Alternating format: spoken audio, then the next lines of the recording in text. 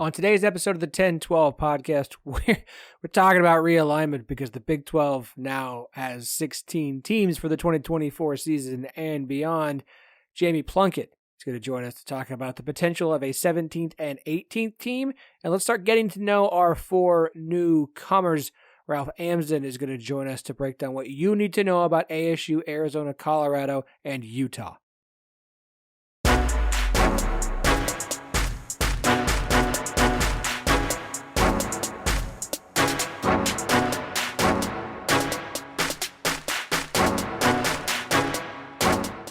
Welcome to the 1012, the podcast that covers all 14 teams in the Big 12 Conference, plus Colorado, Arizona, Arizona State, and Utah. What a thing to say. We are the flagship show of the 1012 Network. Find every show on the network at 1012network.com. That's TE in the number 12, the word network. And we are partners with Sports Social, the biggest and best sports podcast network in the UK. I'm your host, Phillip. Thank you for joining us on this Monday. Woo! Quick reminder before we dive in. We are also on YouTube. You can find exclusive interviews posted there with some fantastic guests. If you haven't seen or listened to last week's episode yet, and it is long, but it does have our offensive line rankings for this season. You can find just that interview in video form with our two guests on our YouTube channel. Go check it out there. Oh, has anyone else come down from this past weekend? I mean, from Friday. What a day Friday was. I was at home, solo parenting 3 kids 4 and under, trying to keep track of everything that was going on while also playing with my children. So there was parts where I was just like, I got to put the phone down. I have to just put it on the charger. It's not going to last. Here we sit this week, the week of August 7th. And the Big 12 is the strongest it's been since it was formed back in the 90s. 4 new programs joining the conference. Some willingly, some begrudgingly, but still 4 new programs. We will have 16 teams for now when the 2024 season kicks off. What a thing to say. What an incredible thing to say. First, let's have fun with this. Let's enjoy this for a second because we're Big 12 fans and we have been in a conference who's been on death's door for years, at least according to people in the media. And yet here we sit, the victors of this battle, of this current round of realignment. No, we didn't bring in another Oklahoma or Texas, a brand of that nature. No, we're not signing a $50 million a year media deal. But we just signed 4 new schools. Power 5 schools, mind you, not G5. No offense to UCF, Houston, Cincinnati, BYU, none at all. But 4 Power 5 schools have joined the Big 12. And when the tweets from Arizona, Arizona State, and Utah started popping up late Friday night, when the Big 12 was putting out the first graphic with all 16 teams, it was impossible not to be excited. It's possible not to be excited now. Arizona football had a freaking video ready to launch Friday night with a Big 12 logo decal on the back of a helmet and the number 16 on the jersey. I was up way too late because I just wanted to take all of it in. All of it. The good, the bad, the happy, the people pissed off, all of it. I don't know how you can't be excited. Arizona is already out there. Their fans picking fights with Kansas State about Wildcats. By the way, whoever it was in my Twitter, Zeter, whatever it's called, who said that it was going to be the Scratching Post Trophy. Oh, I got to find that tweet. I owe you a 1012 koozie. They're picking fights with Texas Tech about cactuses and who gets to own those, and Iowa State over bridges because there's a snake bridge. You've got Arizona State's AD and president trying to turn Arizona State into the new villain of the Big 12 while their fans are like, whoa. We don't like them either. We'll talk about that more with our guest coming up. And Utah, who is going to be the new villain of the Big 12 because nobody's going to like them. And it's not just because we brought BYU in. Like, that fan base has done nothing but trash the Big 12 for months. And Colorado's back with Deion Sanders. It's incredible. For the first time since the Big 8 became the Big 12, the conference is in a position of true strength. Real, true, absolute strength. Like, hold on a second. Obviously, football is the driving force here. Football is going to dictate a lot. Austin Massey of 247, this tweet. How good is the new Big 12 going to be in basketball? In 2022-2023, all 16 members finished in the top 80 of KenPom. 8 finished in the top 30. In 21 and 22, 5 members finished in the top 7. Oh, that's pretty good. Oh, you know how we feel about softball here. From a softball standpoint, shout out to Eric Lopez, friend of the pod. The Big 12 Conference will not only be clearly a top 2 conference, but also, along with men's hoops, the strongest spot top to bottom. Arizona State, Oklahoma State, UCF, Baylor, Utah all have hosted or won regionals as top 16 seeded teams since 2017. Arizona State, Oklahoma State, Baylor, Utah have been to the Women's College World Series since 2017.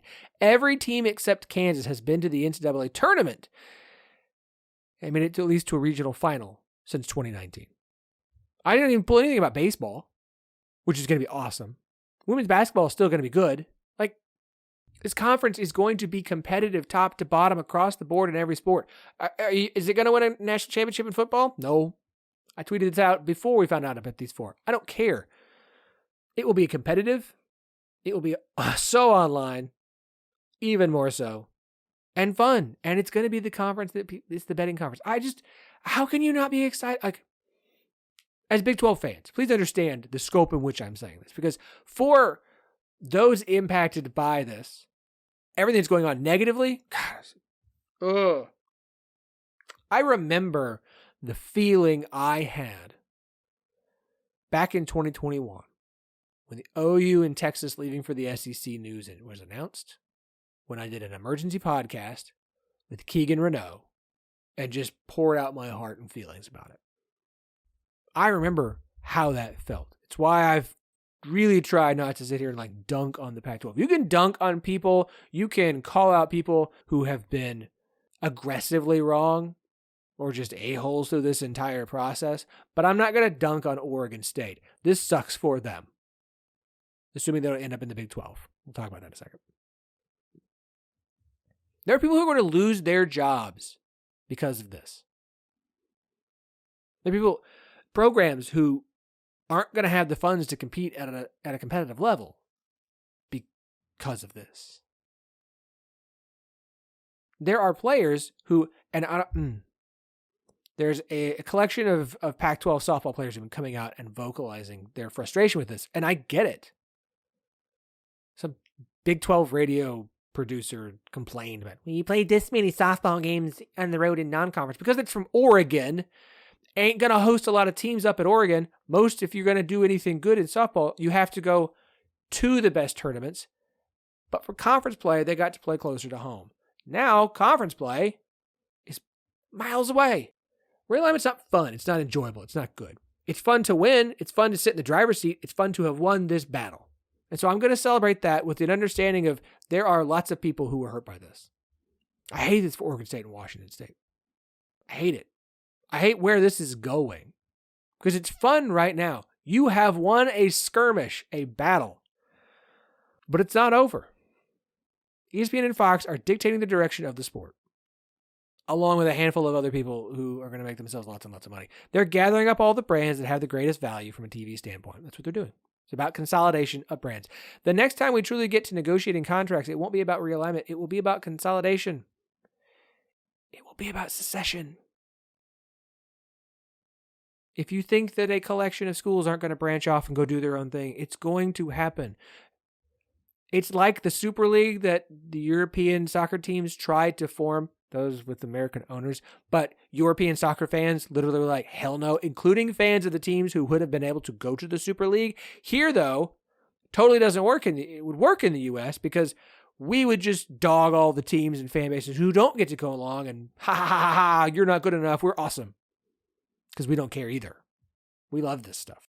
if you think it's crazy that the most valuable brands from the Big Ten, SEC, and ACC, because the biggest brands from the Big 12 are already gone and the Pac-12 doesn't exist, branching off is crazy. If you think that's crazy, what if I told you 5 years ago that USC, UCLA, Washington, and Oregon were going to be in the Big Ten? If I'd said that, you'd have stopped listening to this podcast. It's all leading to a situation where if you're not a helmet game, you're going to get left behind. For the next decade, you're going to see these Big Ten games. Again, this sounds crazy, but for the next decade, you're going to see these Big Ten games with USC and UCLA and Washington and Oregon. It's still going to be weird, but you're going to start to get used to it, and so it's going to be easier to sell. This is a temporary win for the Big 12, but I'm going to take it. I'm going to enjoy a drink, celebrate, look forward to this season, which is going to be the best season of all time. The final season for Oklahoma and Texas. And then I'm going to look forward to 2024, which is going to be another incredible season for an entirely different reason. Back-to-back awesome years. Cannot wait. Cannot wait. Cannot wait. We will find podcasts for Colorado, Utah, Arizona, and Arizona State. Give me a little time. I'm going to have to be doing some research. Okay? I'm still trying to get shows for TCU, Baylor, and Iowa State. Wow, I say trying to get shows. Let's just say I've got a week of announcements coming up in August. Next week. Next week is a week of announcements. Get excited. I'm excited. We have two great guests. Oh, before we get to that, two things. One, I don't want to sit here and rehash everything. I wasn't planning on rehashing everything that happened on Friday or this last week. There are other shows that have done a great job of that already. I know y'all hate Stuart Mandel. He actually had a really good article about basically taking shots at the Pac-12 for its own demise. I would suggest the Eye on College basketball podcast. It does a great job from a basketball standpoint. They do talk football as well. I think it's a good listen, and it's got some stuff to talk about the future of college basketball and where this is going and how this impacts that. I would listen to Give 'Em Hell Brigham, our BYU show. That episode called The Big 16 is Happening. Really good perspective on Utah. Go and listen to that one. When they start to getting into the recruiting stuff, if you want to bail, you can bail because it's real BYU, Utah heavy. But their perspective on Utah, the teams coming in, give that one a listen. And then hosts from Our Daily Bears, The Bear Den, and Between Two Bears, Three Baylor podcasts teamed up to do an emergency realignment podcast. And it is hilarious. It is so funny. Absolutely fantastic hosts that all got together for a show. I listened to all of these while I was mowing the yard on Sunday afternoon. I go listen to all of them. Split Zone Duo, also, if you want to know the national one, their coverage of this has been really good as well. Very unique and great perspective. So I would go listen to all of those. The Bear Den Pod is the one that I would go listen to of the three teamed up. Listen to every show on the network, 1012network.com. TEN12, the word network. Like I said, we'll find 4 shows as soon as we can for the 4 new schools that we're going to have incoming. Follow us on Twitter. Follow us on the gram. Please, if you're listening to this on YouTube, like the video. Subscribe if you're listening to it on a podcast platform. 5 stars. It's been a while since we had a 5-star rating. It's been a while since we had a review. I would really appreciate it. It really does help the show out. And if you want to take a picture after you do it, DM it to us at 1012network, on Twitter at 1012pod, on Instagram, 1012podcast@gmail.com if you want to email it to me. And then we can chat and I'll get you a koozie and a sticker. I've still got a bunch. So, 2 great guests. Jamie Plunkett. We're going to talk more about the whole 17-18 theme with Plunkett coming up in a second. And then I want to start getting to know these new schools. I want to get to know more about, is President Crow at ASU just that big of a pain in the ass? How do his fans feel about him and Ray Anderson? Are Utah fans as obnoxious as they have been on Twitter? What should we feel about Arizona fans? So had a fantastic guest on to talk about the 4 teams that are coming in. He is an ASU grad. He covers Arizona State. He covers the Pac-12. His name is Ralph Amsden. Some of you probably have seen tweets from him already going out. We retweeted one. He's done a very good job. So he is our second guest today as well. 2 great guests. Another long one. So let's get to it. All right, so while last weekend was insane, and I still think Friday is the craziest college sports day that didn't involve any action on the actual field, this is not over. It's far from over. It's a brief pause. And that leads us to why we have our next guest on, Jamie Plunkett, who writes for Horned Frog Blitz, the TCU 247 site, as well as a partner, co-host with our good friend Melissa Triebwasser, covering Texas covering TCU. For Dave Campbell's Texas football. Jamie, welcome to the show, man. And Phillip, it's an honor to be here. I'm really, really happy to be on. I appreciate you saying it's an honor. I feel bad because we've had Melissa on I don't know how many times, and this is your first appearance. We just had to wait for you to break some news to justify getting you on here. No hard feelings in having Melissa on. She's the better half of the show anyway, so it was the right call to have her on as many times as yeah. And I'm really, really glad you said her name right. So many people say Triebwasser these days, but it's Trieb. So great work.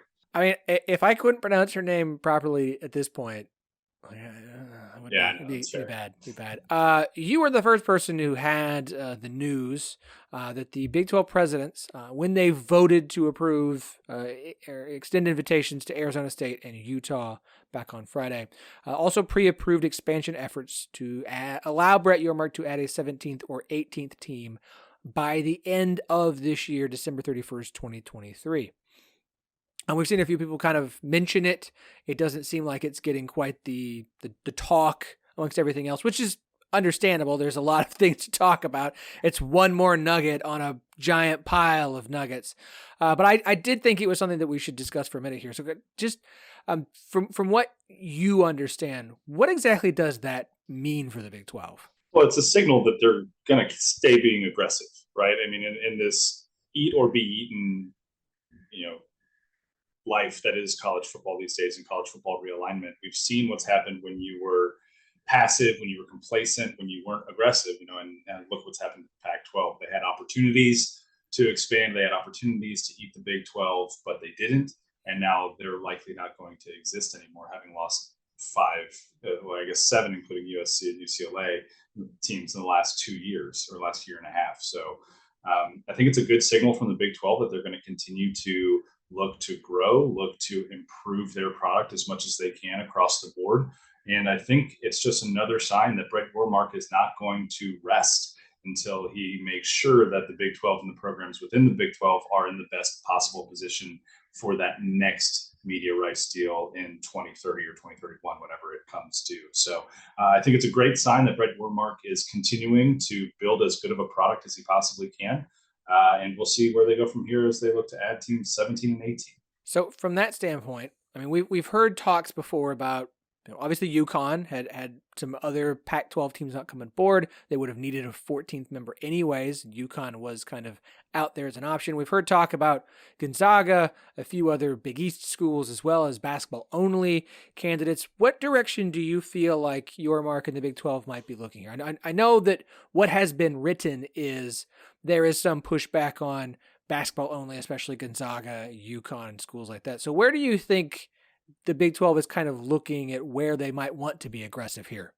I think that's a really good question. And it's something that I don't think we have a clear picture of quite yet, because what they did during this meeting was approve 17 and 18 teams by a deadline of December 31st of this year. So they've got a little bit of time to really explore some different options. I know that Oregon State has reached out. I know that Stanford has been hesitant, but has been having a couple conversations lately as well. So there may be an opportunity there to add two of the remaining four Pac-12 teams, like you mentioned. Gonzaga and UConn as basketball only members would be an interesting way to go as Yormark tries to create the best possible basketball product at the collegiate level, and eventually maybe spin off basketball into its own media rights deal after this deal is over. That's something he's talked about publicly a couple of times. Is there a way to get more money for an incredible basketball product? And I think there might be down the road. Another alternative, too, is whatever's going to happen in the ACC. Florida State has been making a ton of noise lately, but that grant of rights is pretty ironclad. So if there's a way for Florida State, Clemson, and a couple other schools to maybe break up the ACC, there might be an opportunity there for the Big 12 to scoop up a couple teams that don't get gobbled up by the Big 10 and the SEC. That might be a year, 2, 3 down the road. Who knows? But it looks like at this point, Yormark is doing everything he can to keep the Big 12 ready in case something does happen down the road. I kind of wonder if this is less aggression and more making sure you have the ability to move quickly if something becomes available, right? Mm-hmm. Because I mean, you just brought in 4 new teams on top of the 4 teams you just added this summer. So you've got 8 brand new programs in this Big 12.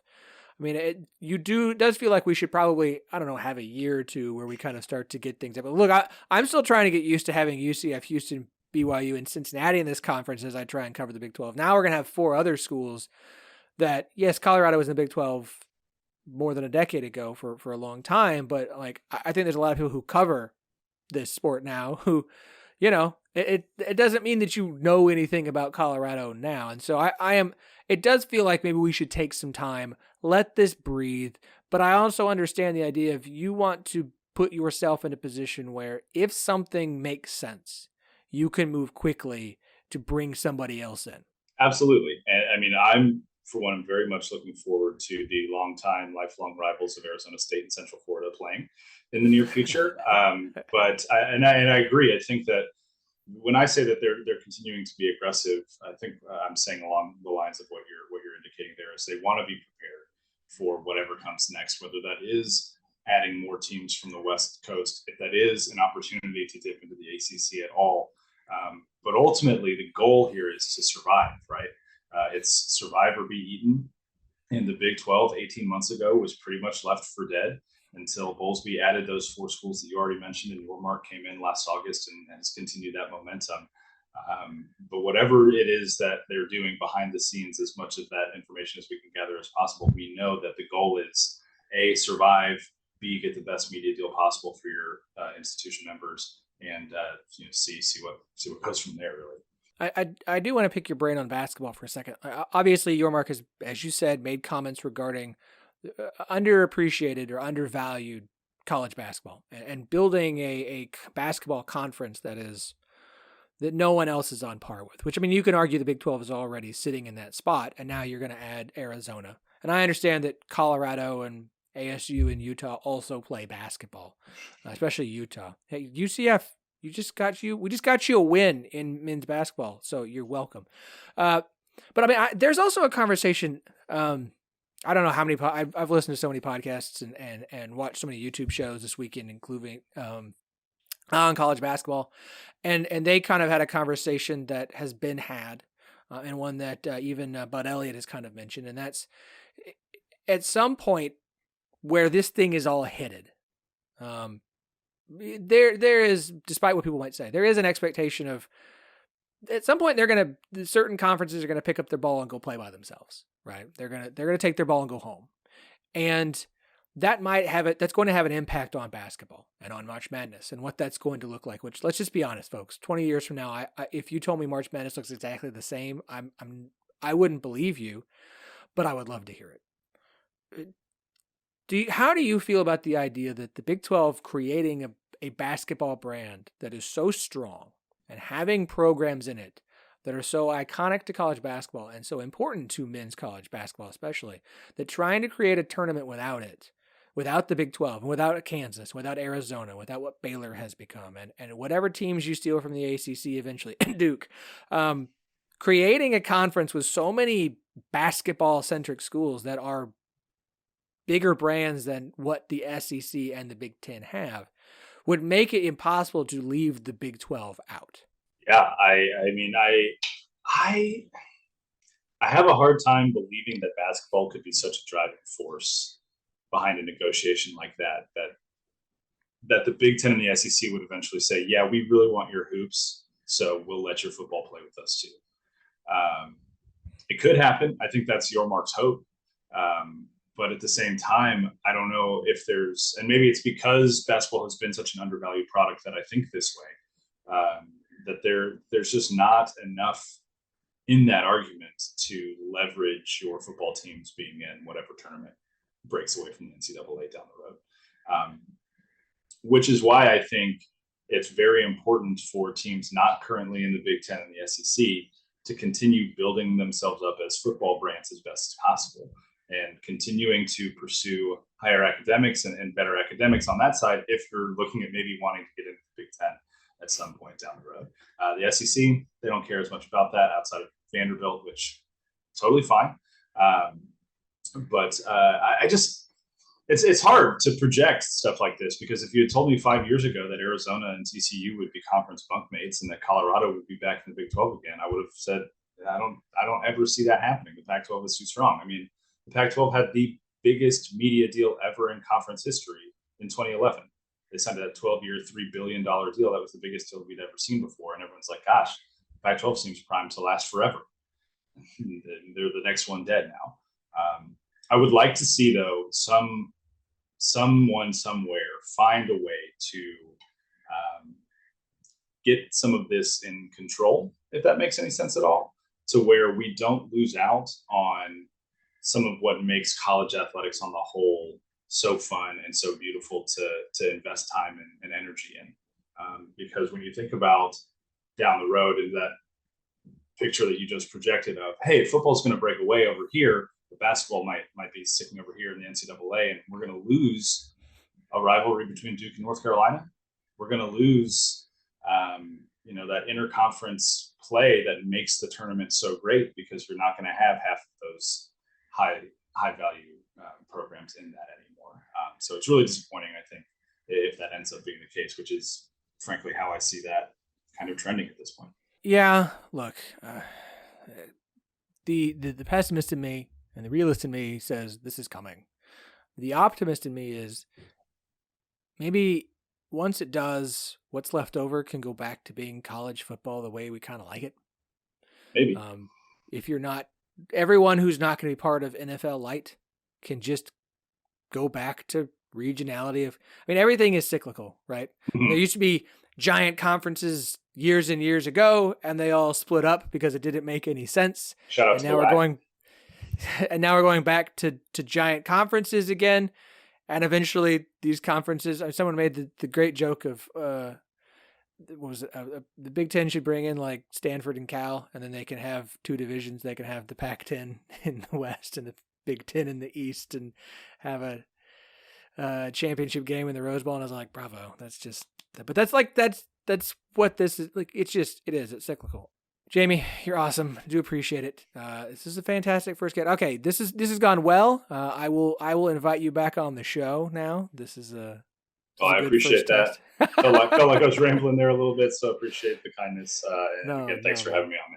Absolutely. Do me a favor, plug it all, man. Where can everybody check out the work you do covering TCU? I appreciate that. You can find all of my written stuff at 247sports at hornfrogblitz.com. I podcast with one of your best guests that you ever have on the show, Phillip, Melissa Triebwasser. We are at Frogs Insider, part of the Dave Campbell's Texas Football Republic of Football Network. Quite a mouthful. And then you can follow me on Twitter and Instagram at Frog Preacher. Jamie, appreciate it, man. Thanks. Well, the conference realignment machine, I think that's the appropriate word for it. Conference consolidation, or just conference totally wrecking and tearing asunder device, has done its thing. What a wild and crazy weekend. I don't want to rehash the entire thing. There are many podcasts that I have already named earlier on that you should go and listen to if you want full rehashes. I do want to talk about thoughts and feelings and get some Pac-12 perspective, because I think that is worth doing. Very excited to have on the show for the very first time, joining us here on the 1012, Ralph Amsden. Ralph has covered Arizona State and the Pac-12 for quite some time. Ralph, welcome to the show. Hey, it's good. It's good to be here, even if by someone else's choice. Yeah, I wish it was better circumstances. At least, Arizona State they found a life raft there in the Big 12. We'll talk about feelings about that here in a second. As someone who's covered the Pac-12, everyone's got feelings. This is a Big 12 show. There's going to be Big 12 fans who there's nothing you can say, just looking to dunk and get their kicks in while they can. But realistically, you have been in and around the Pac-12 for a very long time. What has this weekend been like for you? Well, I would say that when USC and UCLA left, all of the people who have been chicken littles about the future of the Pac-12, um, which I would say includes 99% of people who follow this conference, uh, really, really started to put the screws on the few people who have been defiant and pushing back and saying that the conference was not only going to survive, but thrive. And so I would say almost everyone that covers the Pac-12 is a fan of a Pac-12 team, has been pretty angry for an entire year. And then, we knew Colorado would be next. We knew they didn't really ever belong in the Pac-12 anyway. We're always happy to have them. If there is one thing, I think Pac-12 fans get this whole like elitist reputation, and I would say that for some people maybe that's true, but the one thing that the Pac-12 has always been, I think, justifiably snooty about is the markets. Seattle is an incredible American city. The Phoenix metropolitan area, the biggest county, is right in the middle of the biggest county in America. Los Angeles is the coast, the left coast pillar of the country. Denver, if you include that in the Boulder market, is really, really special. And Salt Lake, is out here trying to become the next Silicon Valley, which we also have in our markets. And and then there's the schools outside Portland, and it's always been something that everybody within the conference is really proud of. That you have all of these great cities that might not, college football might not be the lifeblood of them, but it's in the blood, right? Like it's part of what you can be a part of in all of these places, and it's been a lot of fun. And you hear people talking about the tradition and 100 years. That's not for everybody. Like Arizona State have only been in there for about 50, but for a lot of people, it was really, really important.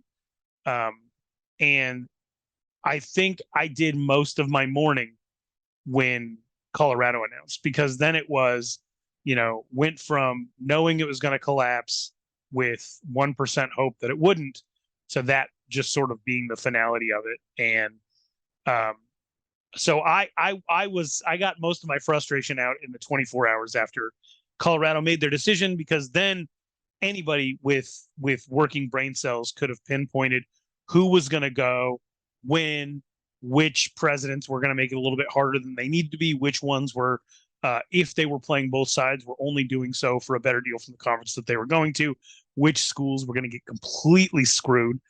All of that was just incredibly obvious to almost everyone. It's insane that that everyone except for a couple of people in power could see what was going to happen, watched it unfold, predicted it with 100% certainty. And so I think there are a lot of people that are upset. People that work the Pac-12 network didn't deserve this. People that cover the Pac-12, the people that are part of these rivalries, none of them deserved it.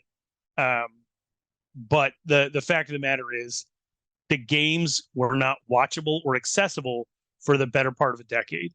And because of that, interest in the conference waned over time. And when it came time to negotiate, it became really, really easy to say, oh, the TV networks are just really unstable right now, so it's bad timing for us. We had a great plan all along, when 99% of the people that follow this conference said, you're going to kill the conference by keeping the games out of reach. The Pac-12 network was available in 18 million homes. There's 39 million people in California alone. It was never going to be a recipe for success. Attendance is dropping in all of these stadiums. Conferences that actually do have ease of access were not stealing, but like earning the commitments of all of the best kids in California and Arizona. Everybody in the state of Arizona does the weeping and gnashing of teeth over Brock Purdy leaving to be a 4-year starter at Iowa State. That has been a continuing trend as the reputations of the conferences that are not the Pac-12 continue to increase. And then when it came time to have a weird standoff duel with the Big 12, I don't know anybody who really had any faith, and it wasn't really something I paid attention to, because I was like, why would we go up against anyone for anything right now? We're at our absolute weakest point. But our new commissioner came in, really felt like he had something to prove. And then he's just been, it's like he slipped on a banana peel with the USC UCLA defection. And it's just been like he's treading ever since for a whole year, trying not to fall over. And it finally happened. So I don't know. I would say that a lot of people are really sad, but because most people came to terms with this being the future a long time ago, it was easy for most Pac-12 fans to turn their focus to where are we going to be next. I want to talk about one of the people in particular who led to the Pac-12's demise, because he is now in the Big 12. Before I get to that fun news, you posted something on Twitter that I thought was fantastic, and it's one of the reasons I wanted to bring you on. And it was kind of a breakdown of get to know the 4 fan bases, or the 4 schools that are now joining the Big 12 from the Pac-12, that being Arizona State, Arizona, Colorado, and Utah. There are a lot of pre-formed opinions about these fan bases already, I think, Sure. Pac-12 fans.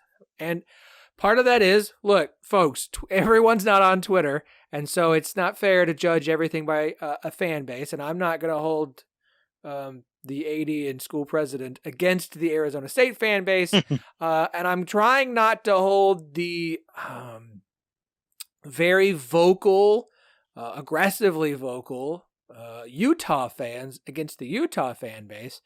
But the only source of information I have about the Utah fan base are BYU fans, and that's looking through a very blue shaded pair of lenses. So I want your opinion as someone who has covered this conference of kind of what should we expect from the 4 fan bases joining the Big 12. Sure. So yeah, if you're somebody who likes to interact online, welcome to the Big 12. We are the most online conference fan base in America. I've noticed my ever since tweeting this out, it's been, I think, 72 straight hours of Big 12 fans engaging with artists formerly known as Pac-12 schools in my mentions, and it's just been nonstop. And it's been a lot of fun, and I've only been mildly annoyed at some of the Big 12 fans, and I'm usually pretty annoyed with a lot of Pac-12 fans. So it's been a nice change. But I would say that they do all, as everybody's aware, every fan base kind of has a distinct overarching personality. What you can't really do is pin down one person or one account or one account that gets a lot of engagement and say this is an appropriate manifestation of what everybody's like. But I will say this. I went to Arizona State University. My wife is a Sun Devil. A lot of the people I grew up with are Sun Devils. Some of my favorite athletes of all time are Sun Devils. However, it has been maybe a decade or more of the fan base sort of having a disconnect with the leadership of the school. And so I wouldn't say that Arizona State fans are self-effacing. Like, I wouldn't say that they have a sense of humor about, the things that are going on, and they like to talk about it. But like, and not to comment on what the actual logo for the school is, but if you're picking up a pitchfork to come at the athletic director, Ray Anderson, and the school president, Michael Crow, they're going to raise their forks along with you. There is just such a huge disconnect between the leadership of the school and the people that follow athletics, and the people that are really left and the people that engage the most in Sun Devil Twitter, ASU Twitter, are the people that have chosen to be ride or die despite the athletic director hiring his best friend to be the coach, despite not coaching in college football for 30 years, not coaching at all for 9 years, and then having a complete refusal of desire to learn the rules to the point where he pawned it off on people who were more than willing to cheat. And we got caught. And now there's a whole NCAA investigation that's taking forever. And the investigation is the punishment. They had to change regimes. And now there's an excitement when it comes to ASU football, because one of their own, an ASU student who used to be an ASU GA, is the head coach, and he's only 32 years old.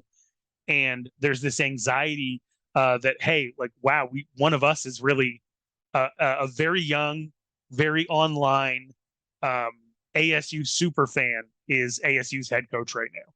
And if that doesn't work, then that's going to be huge, like humble pie for all of us, because this is the exact type of person that we've all wanted to be leading the program. So there's a lot of excitement from the diehards about the current setup, but they do just hate the administration. I would say 95% are truly in opposition to ASU's leadership. Another 4% are indifferent, and the other 1% are like family members of Michael Crow and Ray Anderson. So, it is very easy to like say something bad about ASU proper and have ASU fans be like, "You're right," like we agree. Okay, so that's good. So now we actually have so Big 12 fans. Yeah. Now you have a way to bond with ASU fans.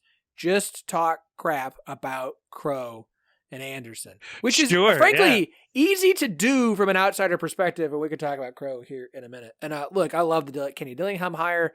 I'm very excited about him. Like, that's a very fun hire that I'm really curious to see how that goes for ASU. So. Yeah, the other conversation that any ASU fan will have with any fan of any school is like, so Tempe's pretty fun, huh? And that'll be like, yep. And that's the end of that whole conversation. Everybody knows what everybody's implying there.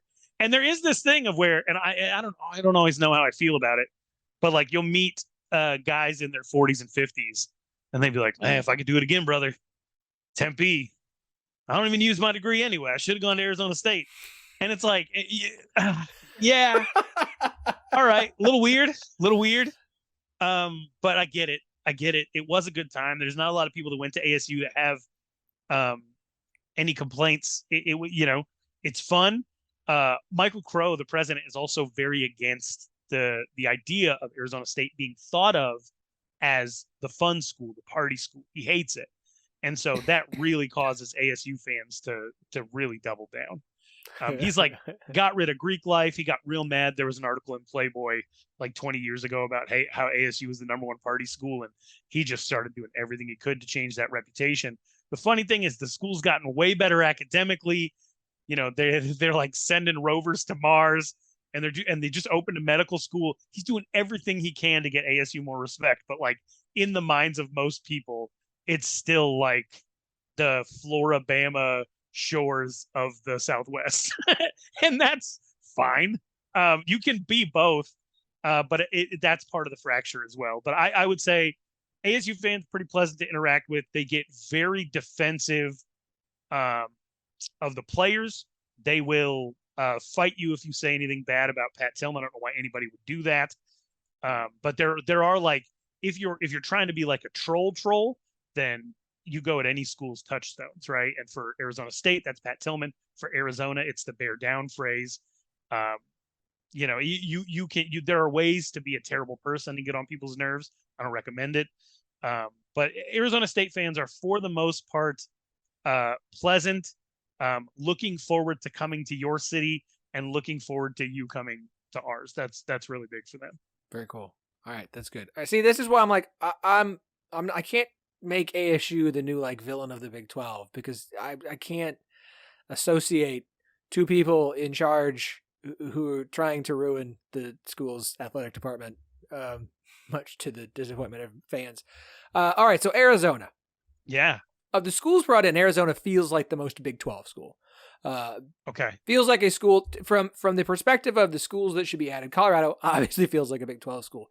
Arizona feels like a school where fans, despite the lack of success in football, they love basketball. This is the Big 12. Basketball matters here in a way that doesn't outside of maybe the Big East. It's a school that seems to us, from the outsider perspective, one that cares about athletics, which aligns with the Big 12. Obviously, academics matter, but athletics is a big deal. Wanting to be competitive in those, and wanting to be competitive in men's basketball specifically, is good. I'm also excited because thank you for Arizona State and Arizona softball. Big 12 is going to be tons of fun. But what should Big 12 fans know about Arizona? I think the Pac-12 as a whole, the university is a jewel in the crown of the city for most of the schools in the Pac-12. There are a couple of schools in the Pac-12 where the school is the crown. It's the whole crown. Eugene is one of them. Corvallis is another.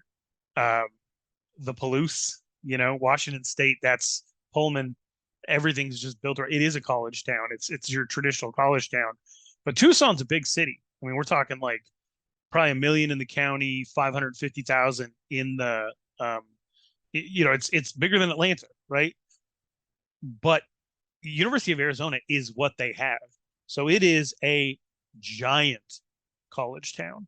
It is important in a way that's not super important to a lot of schools in the Pac-12, that you are familiar with the history of Arizona basketball in particular.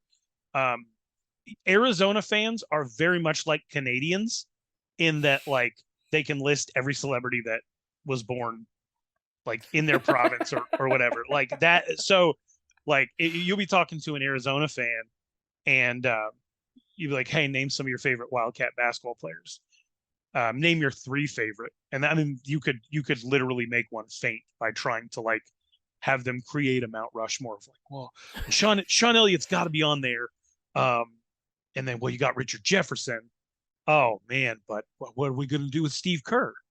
And then obviously the title had Miles Simon and Mike Bibby on the team. So you have to have one of those two. And then your Arizona fans are like split into, were you a Miles Simon fan for what he did at the University of Arizona, or are you a Mike Bibby fan for what he did at and after, right? And then one thing you can say to pretty much any Arizona fan is, Salim Stoudemire was Steph Curry before Steph Curry. If you say that, they will be like, oh my gosh, you get it.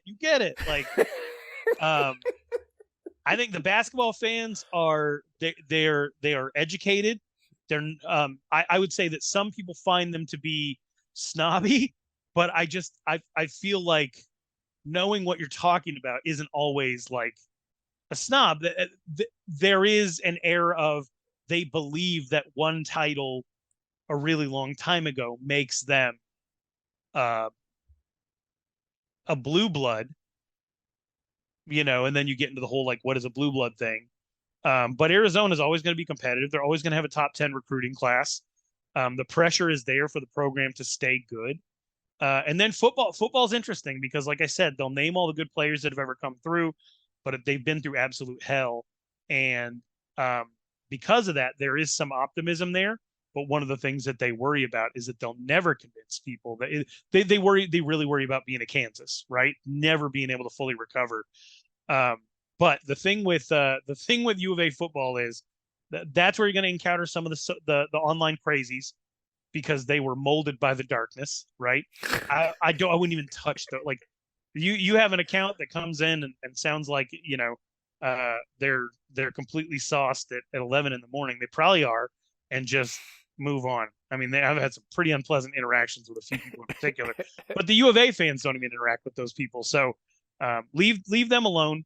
And then, when it comes to football, it's just like, you got to understand that it was Kansas level malpractice that put them in the hole that they were in.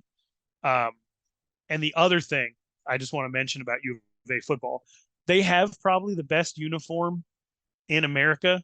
Like, here's Sun Devils like gagging in the background, but like the navy blue with the white bottoms and the red stripe and the block A. It's red, white, and blue. It's America, right? Like, it was their Desert Swarm teams back in the day with Antonio Pierce and Teddy Bruschi, Lance Briggs, like that. They should never change that. And every time they do, not only do they lose, because their football team always loses, they look bad while they're doing it. So it is perfectly acceptable to roast them for doing any type of experimentation ever with any of their uniforms. They have these cherry bombs that they wear, all red, and then a chrome red top. It's never funnier to see a team lose by 35 than it is in those lipsticks that they wear out there. So definitely bully Arizona fans over the uniforms if they ever deviate from the standard. Okay, good. Oh, this is I should be taking notes. We're just gonna put like notes out on social, like, okay, notes, things to say to make Arizona fans like you, things to say to make Arizona fans not happy with you. This is gonna be great. It's perfect. And also, if you're a college sports fan, just for like the the product that people are bringing into your city. Like, you like good competition. I'm sure that that's some fraction of college sports fans. Of course. Arizona, outside of football, will always bring a good show to town. Always. Their women's basketball is on the upswing big time right now. Softball, they're kind of what they're known for, right? Jay Johnson, before he left and just got a national championship with LSU, I think took Arizona to the College World Series. So, and they've stayed relevant. So, like, they're pretty good in most things. And they're a fun team to go out and watch if they come to your town. I'm going to skip Colorado because, like, I feel like we have a decent grasp on Colorado. It's going to be a quick reacquaintance. I will say one thing about the response to me trying to tell Big 12 fans what to expect with Colorado's social presence. I was grinding my teeth down because I said, they're few and far between because they've been so bad. But the ones I've interacted with are happy to be going back to the Big 12. That was really all I said. And I said, but sometimes you're going to encounter somebody who's not really a Colorado fan. They're just a Dion fan. And you got to be careful. Those are two different things right now, because there are Colorado fans and there are Dion fans, and you cannot confuse the two because they are not the same. Anybody who's ever interacted with NBA Twitter understands that, like, there are like LeBron James groupies, and then there are actual Lakers fans, and they're not. Correct. So yeah, that's Colorado. And all I said was Colorado is excited to be going back home. Yes, they are. And I got probably 20-something tweets from Big 12 fans that were like, excuse me, I think we know a little bit more about Colorado than you do. And I was like, well, I'm talking about what they're like on Twitter as a conference foe, something that no one on Twitter has ever experienced, because this happened back in like 2010. And Twitter really only got cracking in like 2011, 2012. So no, you don't. You don't know. You know what it's like to have Colorado around. Apparently, some of you like to tell me that they like to throw batteries and stuff. Well, that's not what happens on the internet, and that's not what happens in conference games. And I would say Pac-12 fans actually know Colorado pretty good. They know every blade of grass in Folsom Field because all of our teams marched up and down that field 30 times a game. Oh man, look, I would say Colorado is probably worse now than they were when they actually left. So, definitely coming back hat in hand, but we're happy to have them. All right, Utah. This is the team and the fan base. I think it's both a university president who was very like, we're not going to the Big 12. And you take a fan base who has been the most aggressive about trashing the Big 12 on social media, at least, every opportunity they can. Yeah. Now, I'm sure part of that is BYU is now in the Big 12, and the very idea of Utah being in the same conference as BYU is kind of like Texas having to share a conference with Houston. We would prefer to pretend like that's not actually a real thing that is happening. So I'm curious, like, give me the like, we want to take a crap all over Big 12 and the Big 12 cities and all those other things. Like, what are Utah fans actually like? Is that just really... Is this something we need to get used to? The Utah Pig account, whatever, at least admitted that they're screwed in basketball, which is very true. They're in. So when I found out people were like talking about Utah fans, but then they were bringing up the Pig Bus account, like that's the most controversial account in pretty much the whole Pac-12. I don't know a lot of Utah fans that are, they'll come to the aid of their own. And I guess that guy's actually like somebody that if you're involved with Utah State athletics, you're going to encounter, runs a big tailgate and everything like that. But yeah, that's one account where I'm like, man, I love Utah fans online, but I can't do that one. They are aggressive. And I don't think, I don't know. They don't make my list of like top 5 insane online fan bases. And they don't even like sniff the boots of like a Nebraska or a Tennessee. That's not, but what I think it is they are in the same way that like an 8-month-old lion, can get, every third meow is actually a roar, like I think they're really feeling themselves because they had the Urban Meyer run. They had the undefeated season with Alex Smith. They take down Virginia Tech in a BCS bowl. They go undefeated. Um, they leave the Mountain West along with TCU. And I'm, born in Wyoming. I'm a Wyoming fan. So I was like, good riddance, get Utah the hell out of here. Because by the end of their run in the Mountain West, they were truly bullies. Truly bullies. Like on the field, the definition of a bully. So I was happy to see them go. And of course, they end up in the Pac-12, where, I'm an Arizona State student. And they had to pay the tax. The talent gap tax, and they had to pay it over the course of about 8 years. And it was not pretty. They fought really hard to be mediocre, but they stayed the course. They kept Kyle Whittingham in the driver's seat, who's an Urban Meyer disciple. They kept their development going. They went out and found 2-star recruits in Texas like Lecky Fotu, who by the end of his senior season is 6'5", 360, unblockable. And they do that all over the field. They get these 3-star defensive backs, and Coach Shaw, who we'll get into, Sharif Shaw, he is one of the greatest developers of talent in all of college football. And a lot of these assistants are just there, and they've been there forever. Their offensive coordinator is excellent. Offensive line strength coach. They just keep hammering away. They do everything the exact same, and eventually it started to work. As everybody else is transitioning coaches and trying to figure out what conference they're going to play in, and losing high-level recruits to different schools because of the advent of NIL and everything like that, Utah didn't change a single thing about who they were and what they did.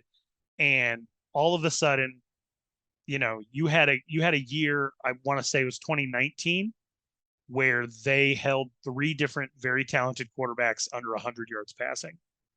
They were just boa constrictors. And once they figured it out, it's been kind of hell on everybody in the Pac-12.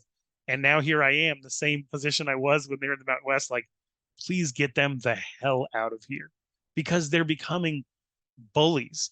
It is one of the only stadiums in the Pac-12 that gets packed out. If you get out to Salt Lake and you get to a game, one of the things you'll notice is the fans are just right up on the players, the way the stadium's built. It's only 45,000, but it's a sea of red, and they're loud, and they'll take any advantage they can get. That turf actually kind of gets pretty hot early in the year, and it's the slipperiest thing in the world when it's sleeting in November. And they're prepared for either situation. They've recently learned to crawl out of holes. If they do dig themselves like a double-digit hole, they've kind of figured out how to come back. And then they just continuously get these guys that are walk-ons. And by the time they're done, they're getting a first-round grade. They had a Pac-12 Defensive Player of the Year, Devin Lloyd. They had 3, Bradley and I, John Penasini, and Lecky Fotu, all on the same defensive line, get picked in the NFL draft. They've turned former Texas cast-off Cameron Rising into a 2-time Pac-12 champion who's going on his 3rd in his 15th season in college football. They will always have 3 running backs that you don't want to play against. And now the tight ends, they're becoming the tight end U of the West. And it's all very, very frustrating. And what I've noticed from a lot of Big 12 fans is they're like, oh, we understand this type of football. Maybe I don't. It is so different than anything else that happens in the Pac-12. And the continuity with the staff is really what makes them special. I think their resistance to heading east was that it was very important to them to be able to find, even though they do get a lot of kids from Texas, it's been their prerogative to find these under-recruited gems from California. And it makes it a little bit more difficult for that to be fertile recruiting ground for them. The last thing that they had to do in the Pac-12 was win in LA. They had never done it. And in the last 2 years, they did it multiple times. They got that monkey off their back. They felt like they were well established. And then BYU joined the Big 12. BYU is not allowed to do anything, have anything, be anything. So if BYU had gone to the SEC, Utah would have been roasting the SEC. If BYU had gone to the moon, Utah would blow up the moon. They don't. And so Utah fans, and I don't think any Big 12 fan is going to be comforted by this, but Utah fans will tell you that part of the disdain was to make BYU feel bad, which is, and you will experience this as Big 12 fans, an exercise in futility, because there is no one that BYU has played on the road since they won their national championship, and even before that, that wasn't calling them every name in the book. Like, they have always been hated. They will always be hated. They're impervious to it, but it's like a honey trap for Utah fans. They can't resist it. I don't think I could be more excited about the Holy War being a Big 12 game, which is a weird thing to say out loud, but I cannot wait for the first iteration of that in surely 24. So that's fascinating, is that like the 5 teams that you're getting from, west of Lubbock, all in some way hate each other. I mean, I would say maybe 10-15% of America's LDS population actually lives in Arizona. And so you have that like intra-family tension of same stuff you get with Utah and BYU, but Arizona and BYU and Arizona State and BYU, they all hate each other. Arizona and Utah fans are starting to get on each other's nerves. Arizona State and Utah fans always want to fight, but then they want to fight you if you tell them, oh, you're fighting because you're rivals. And then they hate that. They hate that more than anything in the world. Accuse Utah and Arizona State of being rivals, and the fans will bend over backwards to tell you how much they don't care. They will have a care-a-thon to let you know they don't care. And it is a really sore point. I believe that they are. And then obviously you have the Holy War, and then Arizona and Arizona State is they'll tell you it's the oldest rivalry. The Territorial Cup's like, over 100 years old. But that's more of an on-field one.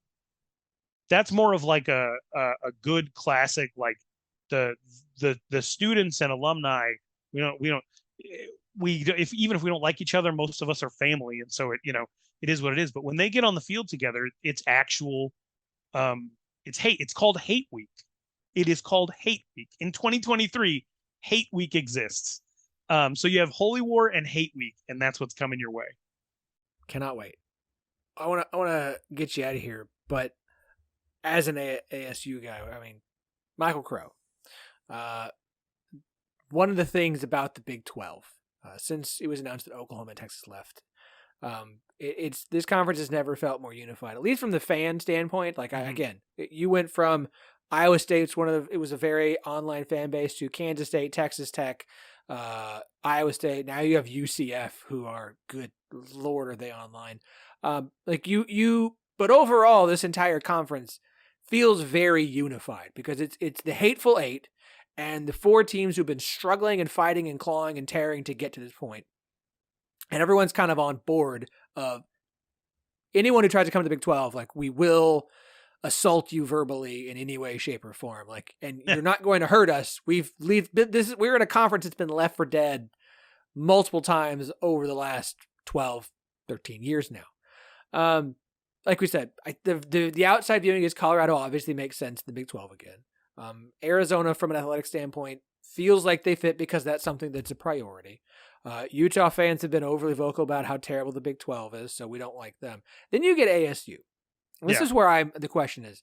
You have an athletic director who made a drive, basically said, I'm not going to West Virginia. I'm not going to do that. I'm going to send my deputy to AD. I'm not going to go to Morgantown. And a school president who still seems unable to realize any of his own faults in the downfall of the Pac-12.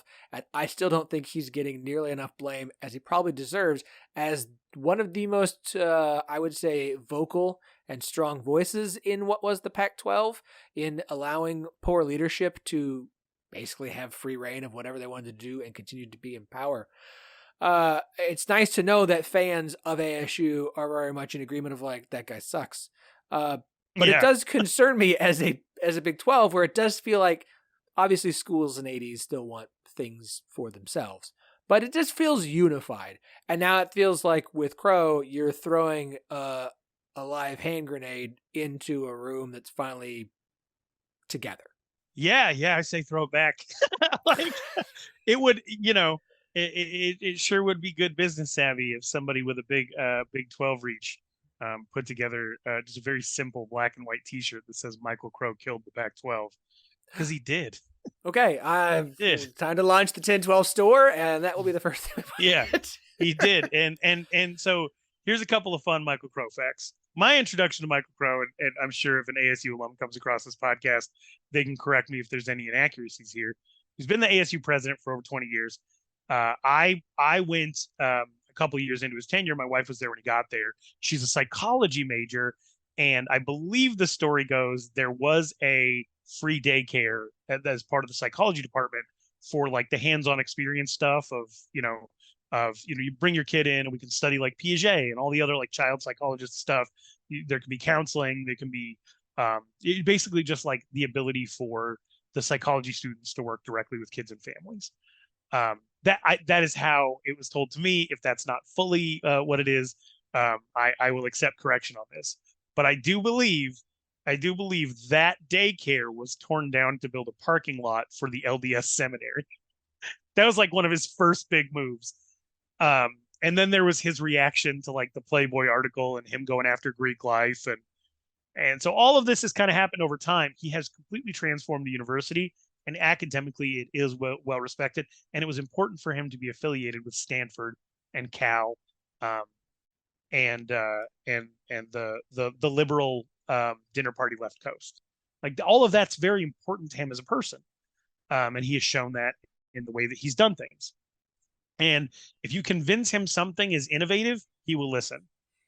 I mean, if you could find a word to describe a toaster that's like 3 sentences long, and this is a vertical bread crisping technology, saves on propane. Like if you can really overcomplicate something simple, you'll have his ear. He loves like future stuff, techie stuff, being on the cutting edge. That's what he wants for Arizona State. Okay, saw the comments about Apple and all this great technology that Apple was going to be throwing. So like apps? Did you? Yes. Streaming? I don't know. I don't know what to say about Michael Crow. I will say this: there has been a lot of positive change, but he's also kind of turned Arizona State's property into like, he's like a landlord. Like there's a retirement community that he put in. If you want a great story, look up the dispute between, they put a retirement home on Mill Avenue, which is like the party place next to a club. And then the retirement community sued the club for being too loud, too late. And all of this is Michael Crow's doing. He is transforming Arizona State from like the party school to like its own, to the thing that they were pitching in Succession, the like live on, consume on, Sun Devil for life thing. Some people think that he's an innovator. Other people just are concerned about the front porch of the university, which is sports. And he hasn't shown the greatest investment in sports. But I wanted to bring it all home to this point. You're getting one of your own back. Iowa State fans are currently trying to disown him and asking if they can give him his degree. And Mike, javelin throwing Iowa State Cyclone legend Michael Crow coming home. I tweeted something like, I wonder who bullied him there, because he really doesn't want to go back. But apparently, so it's been very clear that this is not what he wants. The statements were very funny when it had to happen. And he was like, we're really excited about this very necessary thing for us. And so, I don't know, man.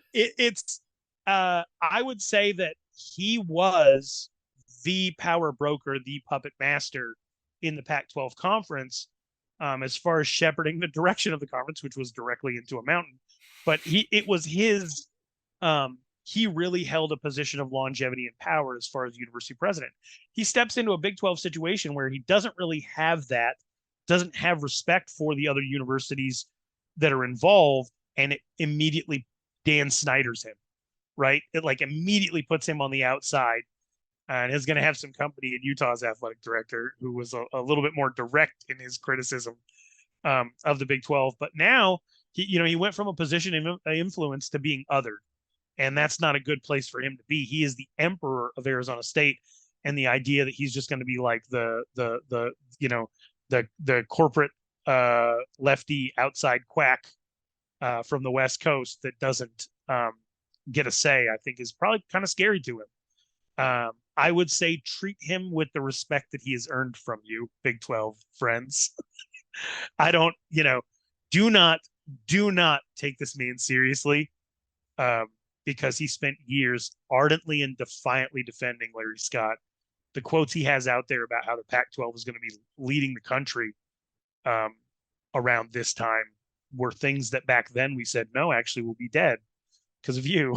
And Larry Scott, like, we know it's coming, and he would never admit it. And now the idea that he has this out, that TV networks are unstable, so it's not really his fault. And this thing where he said he was the final defender of the Pac-12. It's like running somebody over with your car, and then they don't have family, so they leave the decision to you whether or not you pull the plug. So you just keep them alive for years, like in a vegetative state. Like, cool, I'm glad you fought for them after you ran them over, Michael. And it's just so bad. So I would say, we're with you. We'll go with you. The four schools, if you want to make Michael Crow feel unwelcome. You can't be president forever. So I'm just I'm happy to be here. I hate that the Pac-12 went away, but I could not be more excited. As somebody who lives on the East Coast now, UCF, Cincinnati, Morgantown. I will go to Morgantown, Ray Anderson. These are all in driving distance for me.